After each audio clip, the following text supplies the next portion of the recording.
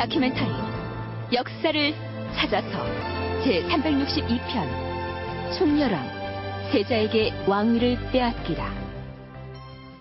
서기 1298년은 제위 24년째를 맞이한 충렬왕에게는 상당히 고통스러운 해였습니다.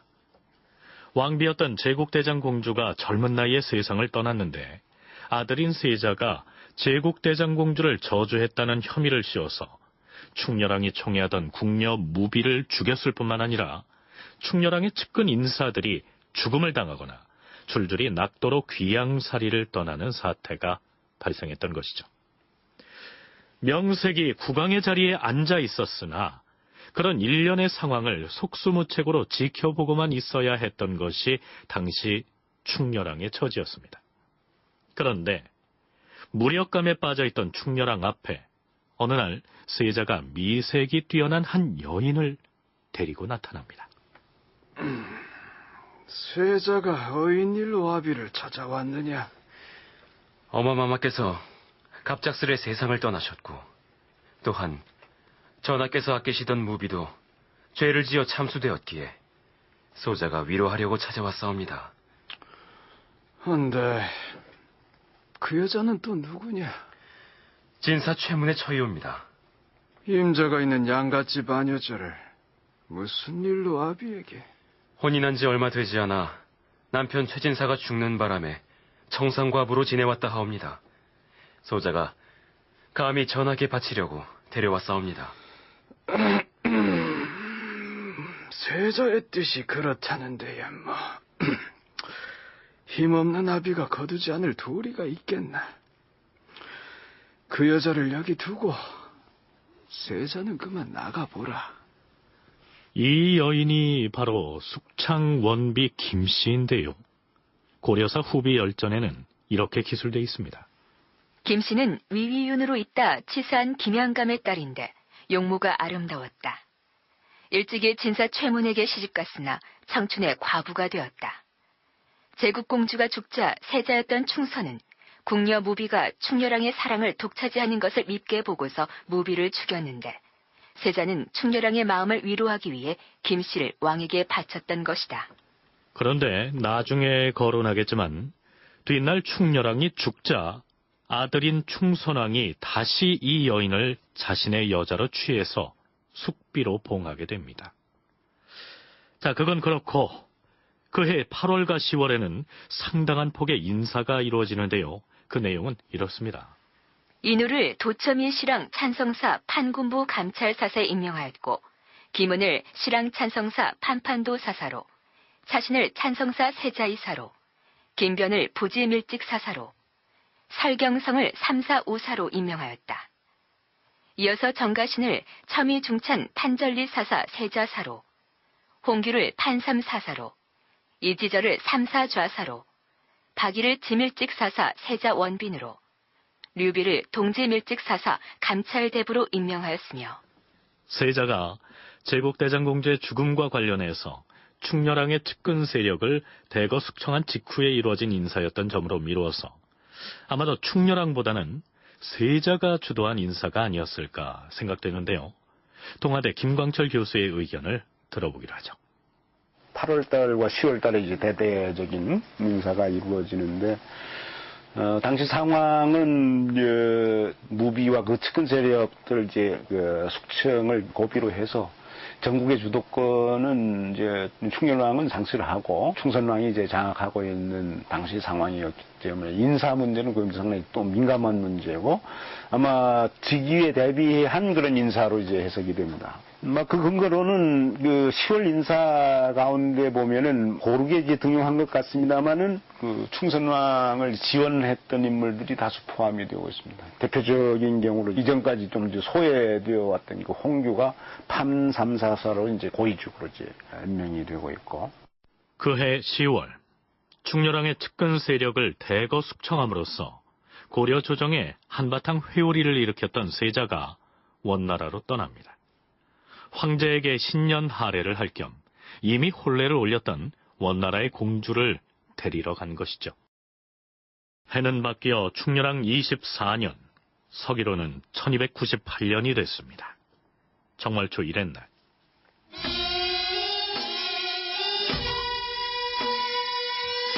세자비 보탑신련 공주가 도착하였으므로 왕이 금교까지 마중 나갔다.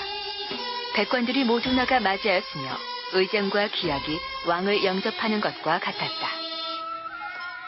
경아들이 옵니다, 세자 저하. 경아들이 옵니다, 세자 저하.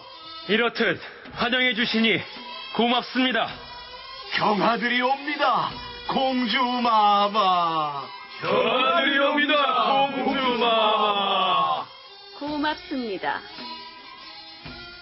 세자와 원나라 공주를 수행해 고려해온 황제의 사신 중에는 원나라의 암흑한 태자와 옹길라알 승상 등 거물급 인물들이 포함되어 있었습니다. 원나라 조정의 거물급 인사들이 사신으로 왔다는 것은 고려의 왕실에는 경사스러운 일이었겠으나 딸을 가진 일반 관리들에게는 두려운 일이었습니다. 왕이 순마소에 명령하여 양가의 처녀를 선발하게 하였는데 이것은 장차 황제와 원나라에서 온 사신들에게 보내기 위한 것이었다. 백관들로 하여금 딸이 있는 집안을 주간 관청에 비밀리에 편지로 신고하게 하였다. 그러자 사소한 원한이 있는 사람의 경우 비록 딸이 없어도 이름을 적어 신고하였으므로 일이 시끄럽게 되었다. 그 바람에 닭과 개들까지도 소란스럽게 울고 지저댔으며 은밀하게 사위를 맞아들이는 자가 매우 많았다. 그리고 1월 16일 충렬왕은 다음과 같은 교서를 발표합니다. 나는 덕이 박한 몸으로 외람되게도 나라의 중책을 계승한 지 25년이 되었다. 그런데 이제 나는 너무 늙었다. 게다가 작년에 왕비를 잃고서 나 자신도 모르게 과도하게 애통해 하였더니 이내 병이 많아져서 정무를 처결하는데도 권태를 느끼게 됐다. 세자는 영명할 뿐 아니라 지혜와 용맹이 있는 것을 세상 사람들이 다 아는 바이다. 마땅히 국왕으로서의 직책을 계승하고 종묘와 사직을 받들어야 할 것이다. 나 역시 은퇴해서 조용히 여생을 보내려 하니 세자는 충성과 효도를 다하는 것이 바로 이번 일에 달려있다 할 것이다. 갑자기 충렬왕이 왕위를 세자에게 물려주겠노라고 선언을 해버린 것입니다. 충렬왕이 왕위를 아들인 세자에게 양보하겠다는 양위 교서를 어떠한 과정을 거쳐서 발표했는지에 관해선 아무런 설명이 나와 있지 않습니다. 충렬왕은 대체 왜 이런 교서를 발표하게 됐을까요? 무엇보다 이 교서에 표현된 내용들이 충렬왕의 진심이었을까요? 성종 즉위한 지 4, 5년째 경관 시점인데 성종과의 관계가 물론 이제 4년도 같이 다니고 이제 아주 관계가 없었던 건 아니지만은 쿠빌라이만큼 자기를 이렇게 믿어준다는 기분은 안 들고, 그다음에 충선왕의 권력이 너무 커져 버렸고 그 상황에서 자기 와이프가 죽어버리는 바람에 더 이상 자기 자신은 원황실과의 커넥션이 없고 이런 상황에서 더 이상 갈 데가 없다고 생각을 했던 것 같습니다. 그래서 이 경우는 자의반 타의반의 선택이었다고 할 수가 있겠고 충렬왕으로서는 이 선택 말고는 택할 게 없었다고 생각이 됩니다. 이강한 교수는 충렬왕이 선택의 여지가 없어서 자의반 타의반으로 그와 같은 양위 교서를 발표한 것이다, 이렇게 분석하는데요. 김광철 교수는 전적으로 타의에 의한 것이었을 것이라고 얘기합니다. 이 교서를 작성한 사람은 세자의 스승인 정가신으로 밝혀졌는데요. 심지어는 이 정가신이 충렬왕에게 그 내용을 보여주지도 않고 임의로 작성해서 발표함으로써 충렬왕을 왕위에서 몰아내려고 했을 가능성도 있다는 것입니다. 늙고 병들어서 못하겠다는 건 그건 자기의 얘기가 아니고 이선희교서를 정가신이 썼고 아마 충렬왕의 의견을 듣지 않고 썼을 가능성도 이제 꽤 있습니다. 뒷날 나중에 그런 일이 정가신에게 이런 일이 알려지면 어떠려고 그러느냐라고 하는 그런 얘기를 듣고서 정가신이 상당히 걱정을 했다라고 하는 이런 얘기도 전하는 것으로 보면은, 그러니까 이런 선의교서를 쓰게 된 것은 기록상으로 직접 표현되고 있지 않지만은 원나라에서 원성종 정권이 왕위를 교체하라고 하는 것이 내부적으로 전달된 상황이었고, 앞서 세자가 제국대장공주의 죽음을 빌미 삼아서 충렬왕 측근 세력에 대한 일대 숙청을 단행한 것 역시 원나라 성종 태무르에 의한 고려 왕권 교체 공작의 일환이었다. 이러한 얘기죠. 자이든 타이든 왕위를 세자에게 물려주겠다는 충렬왕의 뜻은 당연히 원나라에도 전달됩니다. 조인규와 인호 그리고 류비를 원나라에 보내서 황태자의 탄생을 할애하고 이어서 세자에게 왕위를 넘기는 것을 허락해 주도록 청하였다. 그렇다면 과연 원나라 황제인 태무르는 어떤 응답을 보내올까요? 1월 17일 주상 전하, 함령 후 왕유가 왔사옵니다. 그자는 원나라로 건너간 사람이 아니더냐? 그러하옵니다. 헌데 이번엔 원나라 황제가 보낸 사신으로 고려에 온 것이옵니다. 그자가 사신으로 왔다면 황제의 조서를 지참하였을 터인데. 예. 여기 있사옵니다. 원나라 황제의 사신으로서 고려에 온 함령후 왕유는 고려 왕실 사람인데요. 원나라에 건너가서 총관의 벼슬자리에 오른 인물입니다. 그렇다면 황제 태무르의 조서에는 어떤 내용이 들어있었을까요? 먼저 태무르가 국인, 즉 고려국의 국민들에게 유고하는 형식의 조서를 보면 그 내용이 이렇습니다.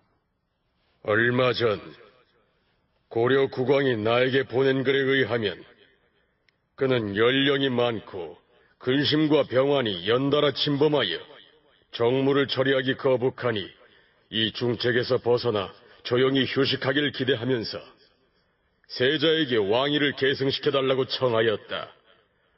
나는 왕이 동력당을 계승하여 지킨 지 거의 30년이 되는데 그동안 여러 번 우리 원나라의 일에 진력하였으며 고문도 많았음을 알고 있다.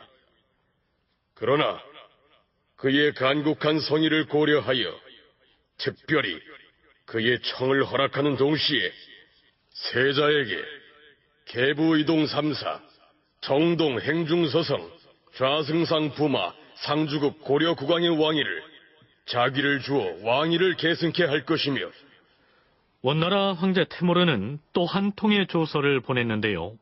그것은 왕위에서 물러나게 된 충렬왕에게 보낸 것이었습니다.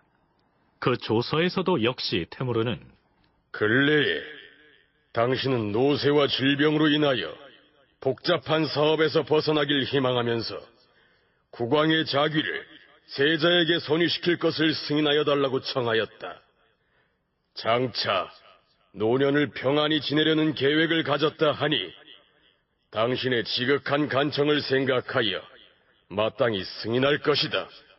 이렇게 충렬왕이 세자에게 왕위를 넘기는 것을 허락하고 있습니다. 마치 왕위를 세자에게 넘기겠다는 얘기를 기다렸다는 듯이 단번에 허락을 하고 새로 왕위에 오를 세자를 국왕으로 책봉하는 자기까지 재빨리 주어서 보내고 있습니다. 이것이 의미하는 바가 무엇일까요? 국사편찬위원회 박한남 편사연구관의 얘기입니다. 원나라가 충렬왕의 양위를 사주했다라는 것이 더 정확한 표현일 것 같아요. 그리고 실제로 원성종 태무르는 충렬왕에 대해서 우호적이지 않았어요. 이미 세조가 죽은 다음에 성종 태무르가 즉위할 때 충렬왕의 태도가 성종을 지지하지 않았다는 사실을 마음속에 꽉 두고 있었던 것 같습니다.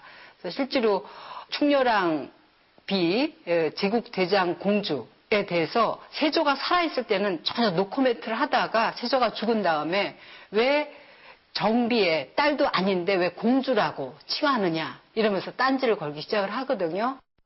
박한남 연구관의 말 중에 원나라의 성종이 즉위할 때 충렬왕이 그를 지지하지 않았다, 이런 얘기가 나오는데요.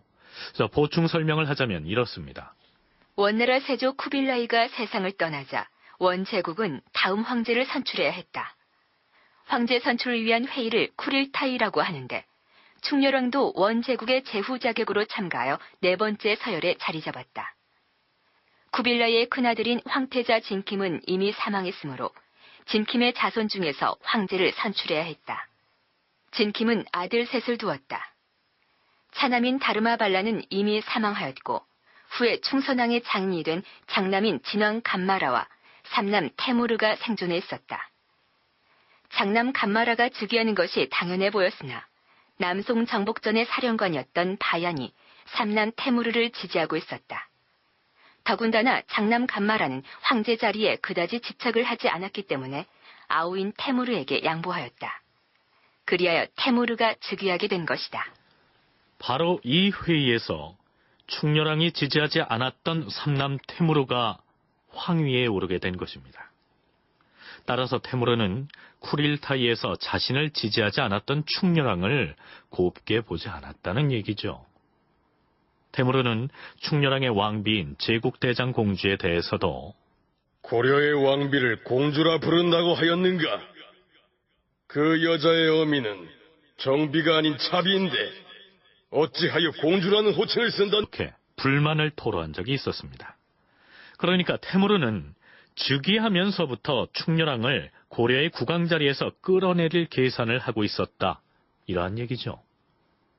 자, 이런 사적인 감정 말고도 테무르는 쿠빌라이와는 달리 고려를 보다 직접적으로 다스리려는 통치 방식을 지향하고 있었기 때문에 충렬왕을 끌어내린 것이라는 의견도 있습니다.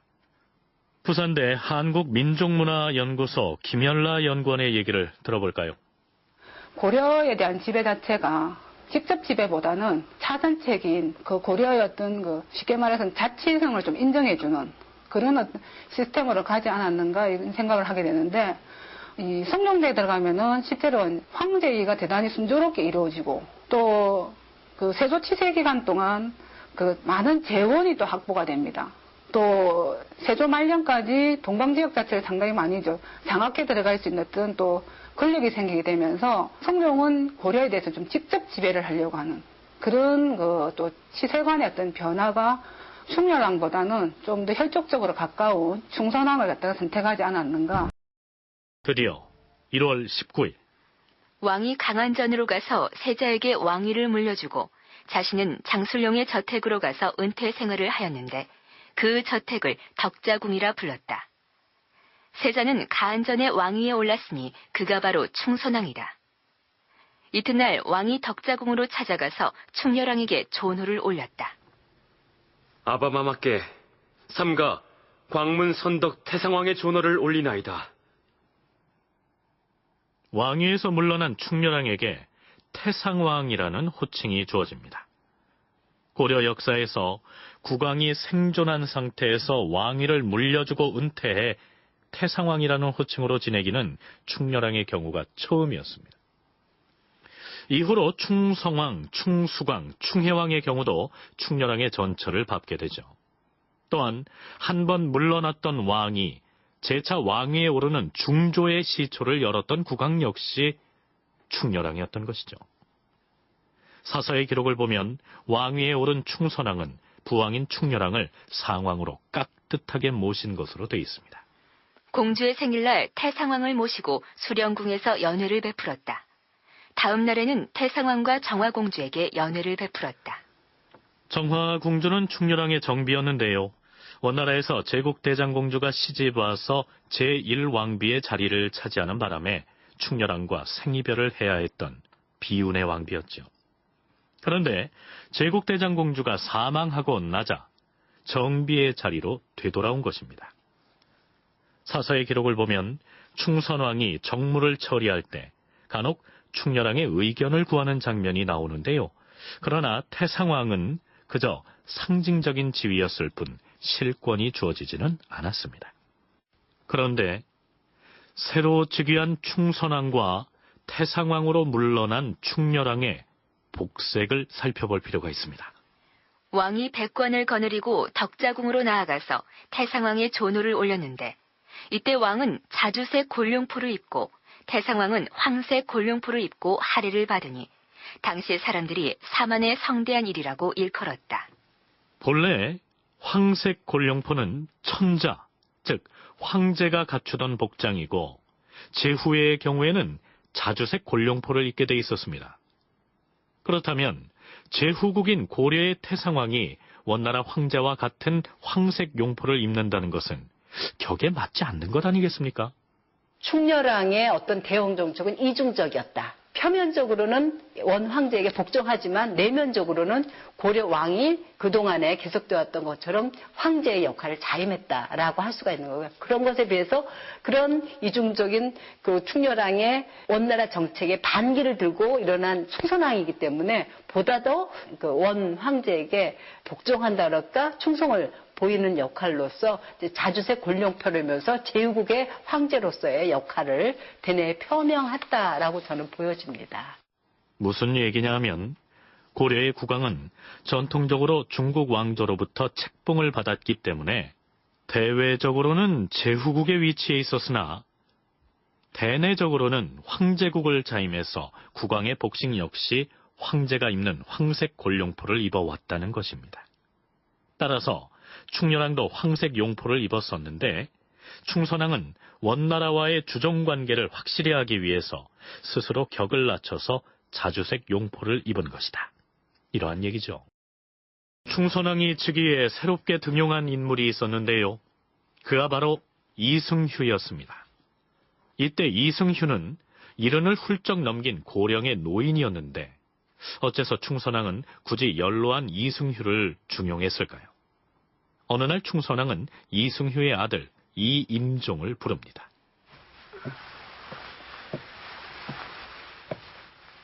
주상전하, 신 권지교서랑 이임종이 옵니다. 그대의 부친에게 용무가 있어 들어오라 하였다. 지금 어디서 어떻게 지내시는가? 아버지는 삼척현 용기에 있는 농막에서 은거하고 있사옵니다. 과인이 그대의 부친을 곁에 모시고 나란 일에 대한 자문을 구하고자 하니 모시고 오도록 하라.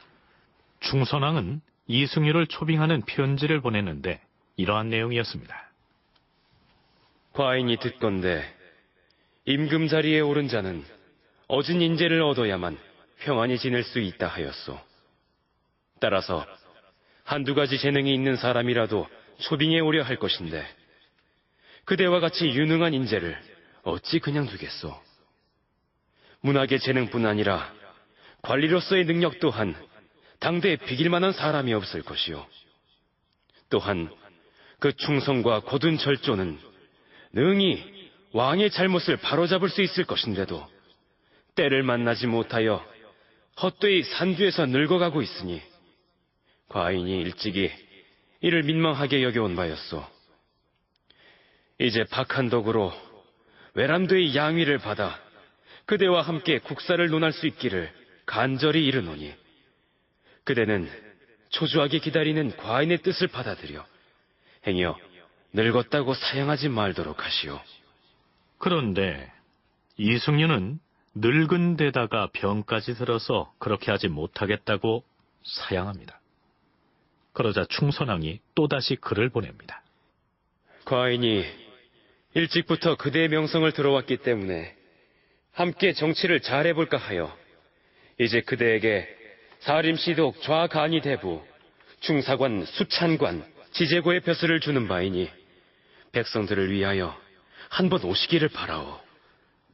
자, 이쯤 되면 삼고초려가 따로 없는데요. 그렇다면 충선왕은 대체 무엇 때문에 70고령의 몸까지 불편한 이승휴를 극구 조정으로 불러올리려 했을까요? 초에 묻혀있던 이승휴를 등용함으로써 본인의 어떤 개혁정치, 반충렬한 개혁정치에 대해서 상징적인 인물로 등용하는 것은 필요 불가결했던 것 같아요. 그래서 그 대화에도 있잖아. 내가 당신을 불러들인 거 특별한 딴 일 하려는 거 아니다. 자기가 세운 개혁 구상에 당신이 앉아만 있어도. 왜? 당신은 바른 말 하는 사람이다. 글 잘 쓰는 사람이다. 특히 원나라의 관계에서도 전쟁을 치르는 시기가 아니라 평화기에는 이 서장과 글 잘하고 말 잘하는 사람들이 외교 마찰을 잘 풀어왔잖아요. 그런 역할로 당신이 앉아만 있어서 내 편이라고 해주는 것만이라도 이제 충선하게는 천군 만마를 얻는 그런 효과를 보는 사람이기 때문에 끌어들였던 거죠. 억지로 삼고초려를 해서. 박한남 연구관은 충선왕이 이승휴를 개혁정치의 상징적인 인물로 삼으려 했다고 얘기하는데요. 이승휴의 이력을 살펴보면 충선왕의 의도를 짐작할 만합니다. 충렬왕 6년.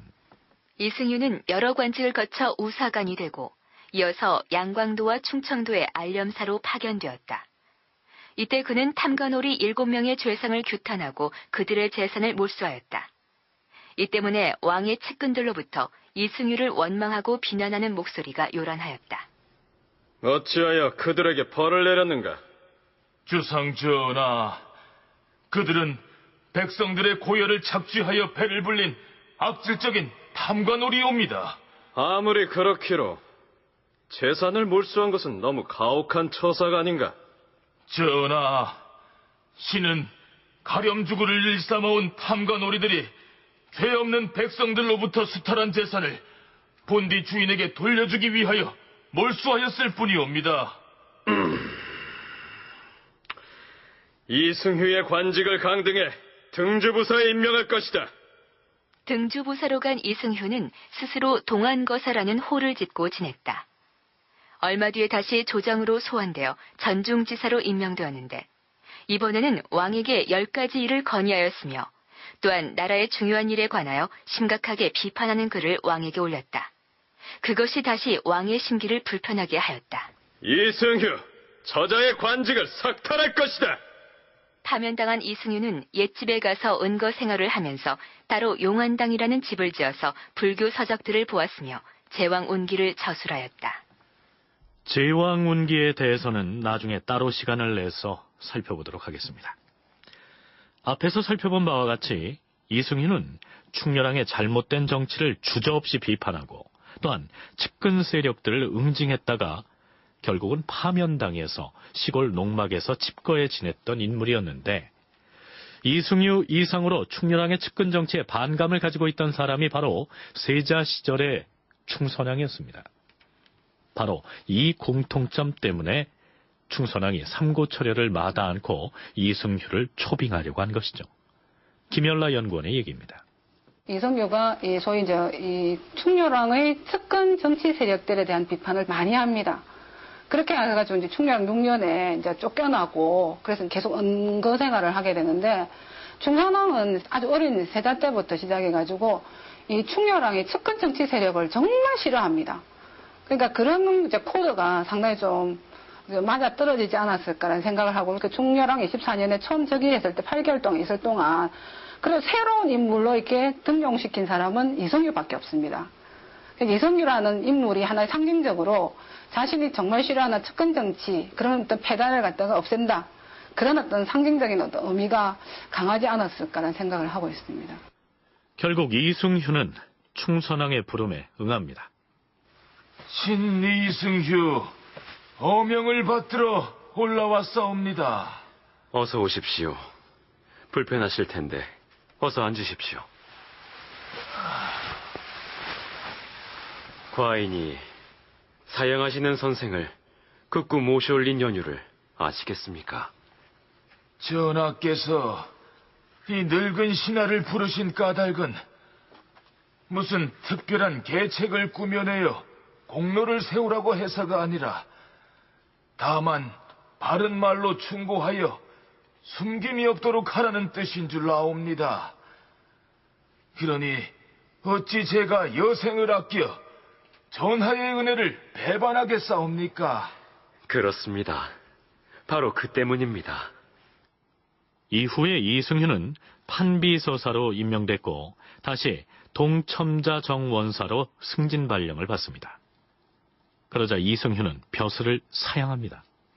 전하, 외도에 나이 70이 넘어 현관으로 임명된 사례가 없사옵니다.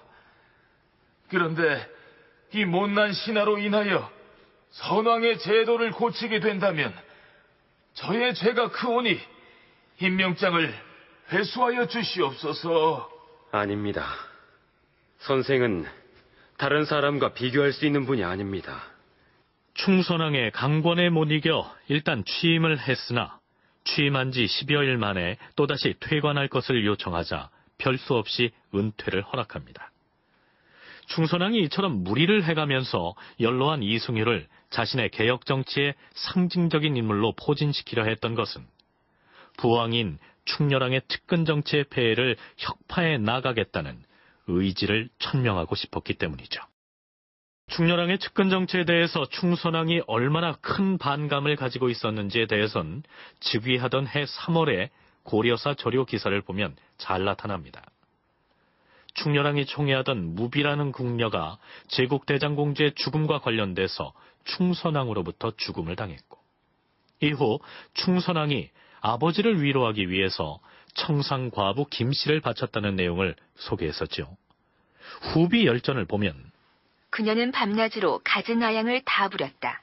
이렇게 기술하고 있습니다. 태상왕 전하, 부탁이 있사옵니다.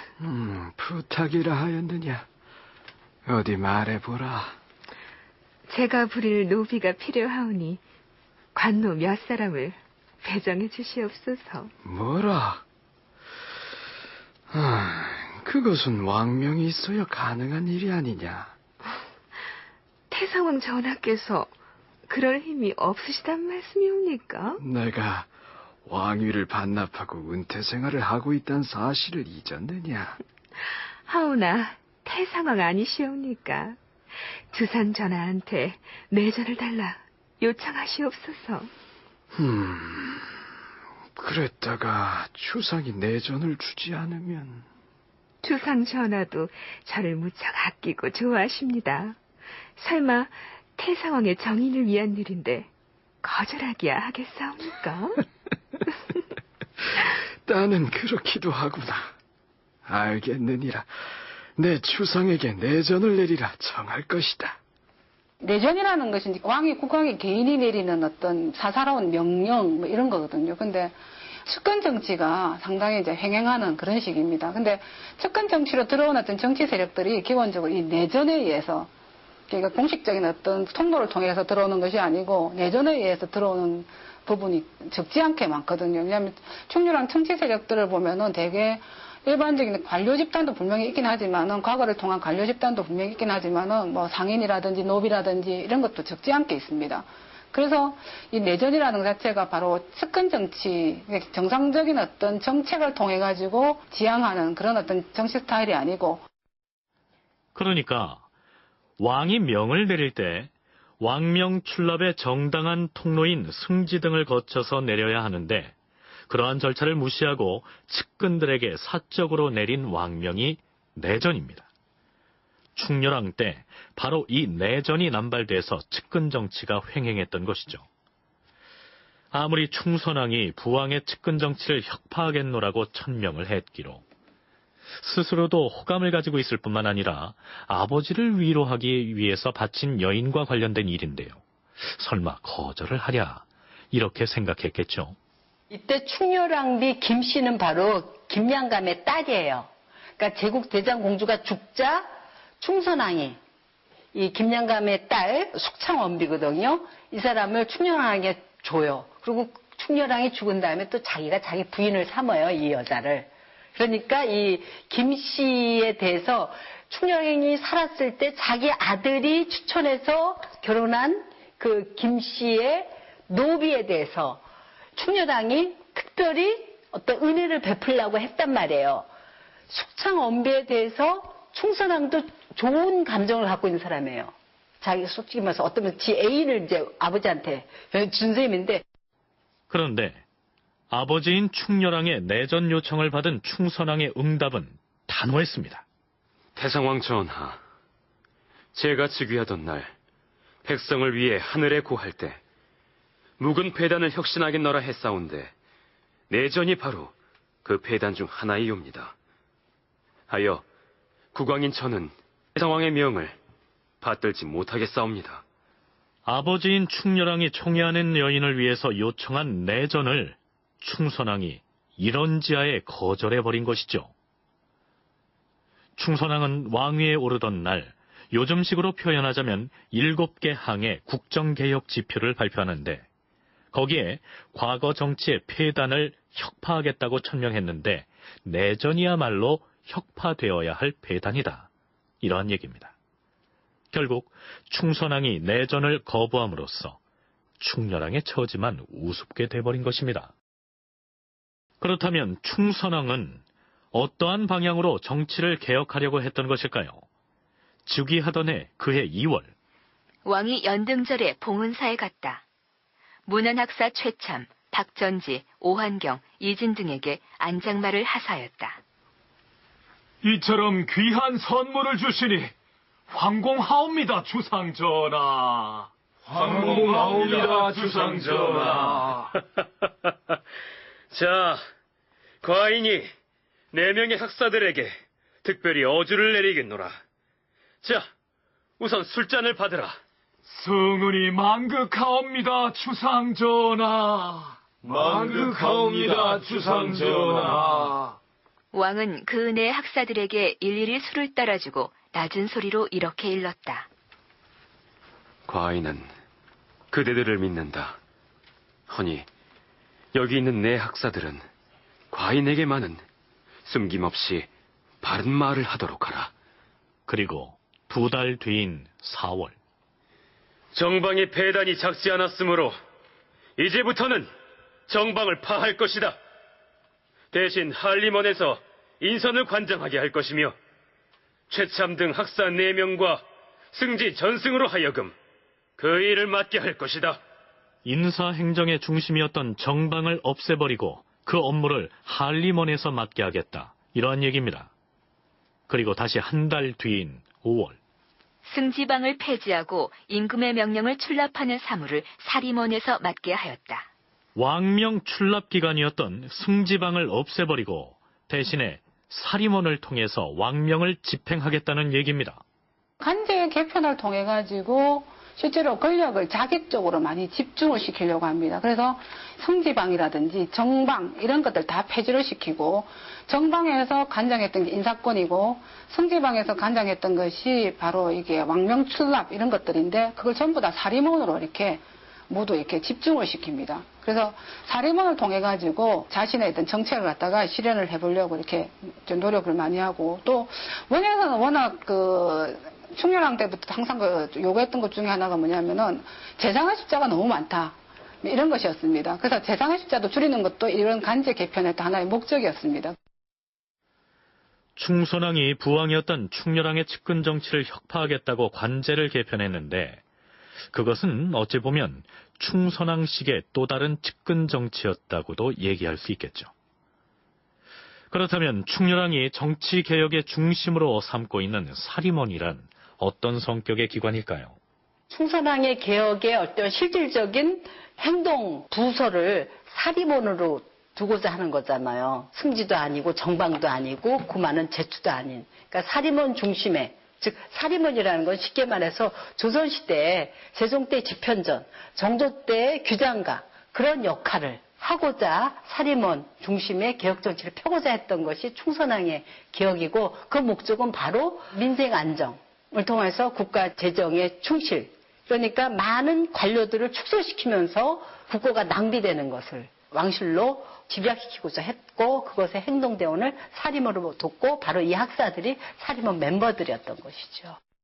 그렇다면 사림원의 젊은 학사들을 주축으로 추진하려고 했던 충선왕의 정치개혁은 성공을 거두었을까요?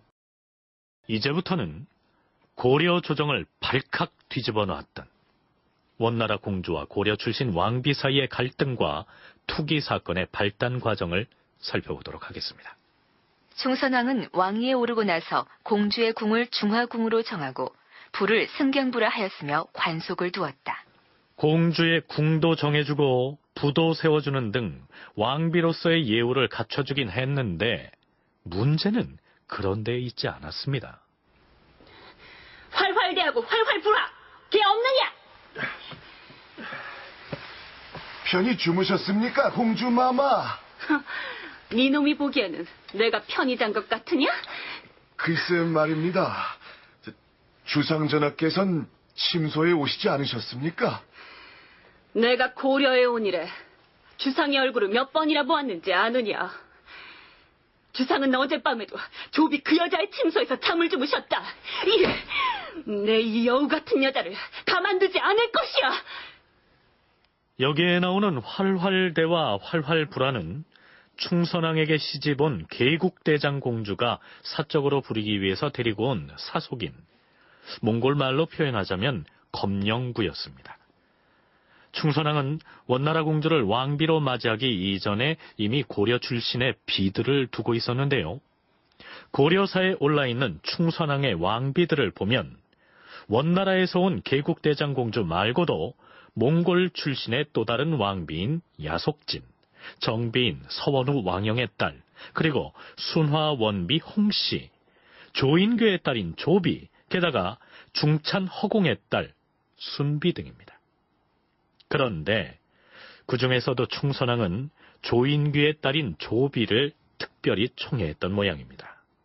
총애하는 정도를 넘어서 원나라 황실 출신의 계국대장공주를 아마 거들떠보지도 않았던 것 같은데요. 그것이 화근이었습니다.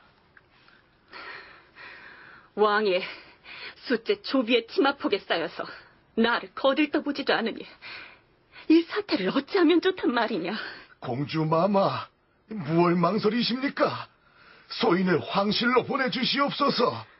이런 사실을 황제폐하께 낱낱이 구하겠사옵니다. 뭐라? 고려왕이 나와 잠자리를 함께하지 않는다고 그걸 황제폐하께 구하란 말이냐? 아무래도 황제폐하께 아뢰는 것은 난이 되겠고, 그러면 황태우 폐하께 아뢰시옵소서. 그리 해야겠다. 내가 편지를 써줄 터이니 너는 황실로 가서 황태우 폐하께 전해드리도록 해라. 예, 공주마마. 한데 혹 고려 사람들이 편지를 보게 되면 이 무슨 창피란 말이냐. 좋은 수가 있습니다, 공주마마. 고려 사람들이 모르는 우리만 아는 글씨로 편지를 쓰면 될 것이옵니다. 후비 열전, 계국대장 공주전을 보면 이렇게 기술되어 있습니다. 공주는 조비가 왕의 총애를 한 몸에 받고 있는 것을 질투하여 위구르 글자로 편지를 써서 활활불화와 활활대에게 주어 황태우에게 전달하려 하였다. 원나라는 옛날에 글자가 없었다가 파스파가 처음으로 몽골 글자를 창조했으나 편지를 주고받을 때는 위구르 문자를 많이 사용하였다. 그렇게 위구르 문자로 쓴 그 편지는 이러한 내용이었습니다. 황태우 폐하, 고려관리 조인규의 딸인 조비가 공주인 저를 저주하여 고려왕의 저에 대한 사랑이 없어지게 하였습니다. 그런데 아무리 정략 결혼이어서 애틋한 마음이 없었다곤 해도 충선왕이 원나라 공주와 혼인한 지 얼마 안 돼서 신혼인데 왜 그렇게 조비만을 총애하고 원나라 공주를 멀리했을까요? 이에 대한 박한남 연구관의 분석은 좀 독특합니다. 들어보시죠. 유목 민족의 그 특징 중에 하나는 모든 남자들이 목의 중심으로 모여요. 아버지는 사양 나가고 잊어버려요. 그 집을 관리하고 하는 건 다 엄마거든요. 그런 유목 민족의 그 여성의 그 특징, 어떤 강력한 리더십, 모든 것을 자기가 다 통솔해야 되는 그런 성격이 제국대장 공주에도 있었고 이 개국대장 공주에도 있었던 것 같아요. 제가 볼 때요. 예, 그렇기 때문에 그런 엄마를 보고 자란 충선왕의 입장에서 또 비슷한 스타일의 개국 공주가 그리 이뻐 보이진 않았을 것 같아요. 제가 볼 때는. 그래서 뭐 특별히 사이가 나빴다 그런 것보다는 일단은 조인규를 중심으로 해서 충선왕이 그 장인을 개혁 정치 중심에 놓고서 개혁을 펴면서 자연스럽게 조비하고도 사이가 좋았는데 네, 고려 여인과는 달리 몽골 여성들이 남성 이상으로 거칠고 과격했기 때문에 충선왕이 정을 붙이지 않았다는 얘긴데요. 몽골 사람들이 궁녀로 간 고려 여인의 고운 손과 또 순박한 성품에 반했다는 기록이 있는 걸 보면 일리가 있는 얘기인 듯합니다. 그렇다면 이 사건은 그저 충선왕의 사랑을 차지하기 위한 여인들 간의 투기 사건으로 그쳤을까요? 아니었습니다. 활알부라와 활알대가 원나라 황실에 편지를 전하러 가려고 한다는 사실을 간파한 충선왕이 박경량을 그 두 사람에게 보내서 편지의 내용을 물어보게 하였다. 그런데 뭐라? 니놈이 감히 우리 공주마마의 편지 내용을 확인하겠다는 것이냐? 저놈을 잡아서 매우 쳐라!